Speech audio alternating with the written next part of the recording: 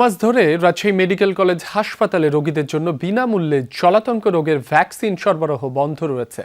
একাধিকবার মন্ত্রণালয়ে চিঠি পাঠিয়েও হয়নি সুরাহা। কবে নাগাদ ভ্যাকসিন মিলবে তারও কোনো ঠিক নেই। হাসপাতাল কর্তৃপক্ষ মাঝে কিছুদিন বাইরে থেকে কিনে চালালেও গত 3 সপ্তাহ ধরে ভ্যাকসিন আর সিরিঞ্জ সরবরাহ একদম বন্ধ। বিকল্প এখন তাই বাইরে থেকে চড়া দামে কেনা। এতে যাদের সামর্থ্য নেই তারা পড়ছেন বিপাকে।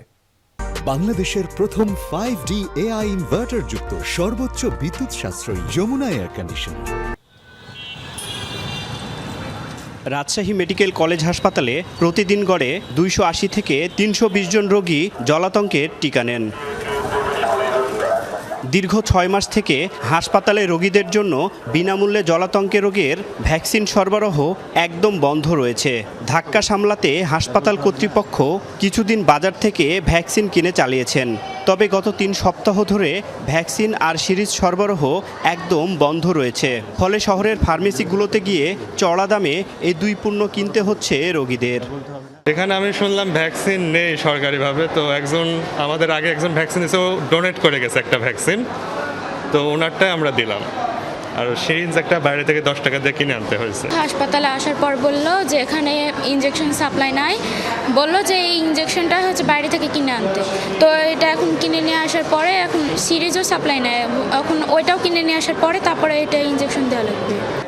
বর্তমানে টিকার তীব্র সংকটের কারণে একটি ভায়াল একাধিক ব্যক্তি ভাগ করে নিচ্ছেন। যাদের সামর্থ্য নেই তারা ব্যবহৃত ভায়ালের অপেক্ষায় থাকছেন। একটা ইনজেকশন কিনলে নাকি 4 জন সেটা ব্যবহার করা যায়। এখন আমি যদি সেটা একাই ইউজ করি তাহলে তো বাকি 3টা ডোজ তো আমার নষ্ট হয়ে যাচ্ছে, এটাও তো একটা ওয়েস্টেজ। আসে তো সাপ্লাই নাই, মোহনপুর মেডিকেলে গেলাম তাও সাপ্লাই নাই, এখানে আসলাম তাও সাপ্লাই নাই রাজশাহীতে। দায়িত্বরত নার্সরা বলছেন এর আগে কখনোই ভ্যাকসিন সরবরাহ পুরোপুরি বন্ধ হয়নি। এখন রোগীরা বাইরে থেকে কিনে আনলে তবে জলাতঙ্কের প্রতিষেধক দেয়া সম্ভব হচ্ছে। এর আগে এত বড় ধরনের সমস্যা হয়নি।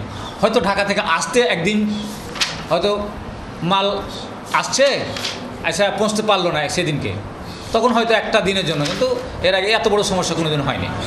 হাসপাতাল কর্তৃপক্ষ বলছে কয়েক মাস থেকে একাধিকবার মন্ত্রণালয়ে চিঠি পাঠিয়েও কোনো লাভ হয়নি। আর কবে নাগাদ ভ্যাকসিন পাওয়া যাবে তারও নিশ্চয়তা দেওয়া হয়নি। গত কয়েক মাসে ধারাবাহিকতায় আমরা কিন্তু কয়েকবার চিঠি প্রেরণ করেছি, কিন্তু আমাদেরকে কোনো সদুত্তর দেওয়া হয়নি এবং খুব নিকট ভবিষ্যতে এই ভ্যাকসিন আসবে এরকম কোনো কথাও বলা হয়নি। তারেক মাহমুদ, যমুনা নিউজ, রাজশাহী।